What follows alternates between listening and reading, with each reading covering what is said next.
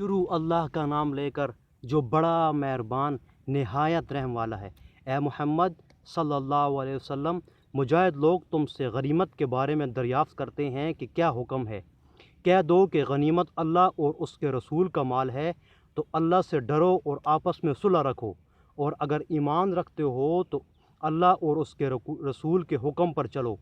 مومن تو وہ ہیں کہ جب اللہ کا ذکر کیا جاتا ہے تو ان کے دل ڈر جاتے ہیں، اور جب انہیں اس کی آیاتیں پڑھ کر سنائی جاتی ہیں تو ان کا ایمان اور بڑھ جاتا ہے، اور وہ اپنے پروردگار پر بھروسہ رکھتے ہیں، اور وہ جو نماز پڑھتے ہیں اور جو مال ہم نے ان کو دیا ہے اس میں سے نیک کاموں میں خرچ کرتے ہیں، یہی سچے مومن ہیں، اور ان کے لیے پروردگار کے ہاں بڑے بڑے درجے اور بخشش اور عزت کی روزی ہے۔ ان لوگوں کو اپنے گھروں سے اسی طرح نکلنا چاہیے تھا جس طرح تمہارے پروردگار نے تم کو تدبیر کے ساتھ گھر سے نکالا، اور اس وقت مومنوں کی ایک جماعت ناخوش تھی۔ وہ لوگ حق بات میں اس کے ظاہر ہوئے پیچھے تم سے جھگڑنے لگے، گویا موت کی طرف دھکیلے جاتے ہیں اور اسے دیکھ رہے ہیں، اور اس وقت کو یاد کرو جب اللہ تم سے وعدہ کرتا تھا کہ ابو سفیان اور ابو جہل کے دو گروہوں میں سے ایک گروہ تمہارا مسخر ہو جائے گا،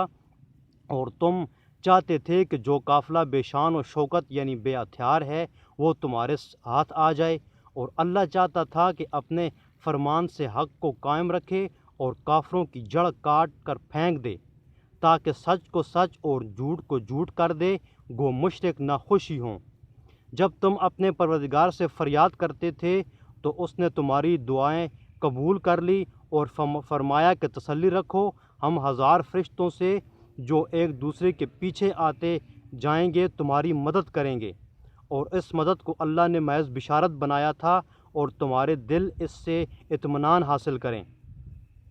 اور مدد تو اللہ ہی کی طرف سے ہے، بے شک اللہ غالب حکمت والا ہے۔ جب اس نے تمہاری تسکین کے لیے اپنی طرف سے تمہیں نیند کی چادر اڑا دی اور تم پر آسمان سے پانی برسا دیا تاکہ تم کو اس سے نہلا کر پاک کر دے، اور شیطانی نجاست کو تم سے دور کر دے، اور اس لیے بھی کہ تمہارے دلوں کو مضبوط کر دے اور اس سے تمہارے پاؤں جمے رکھے۔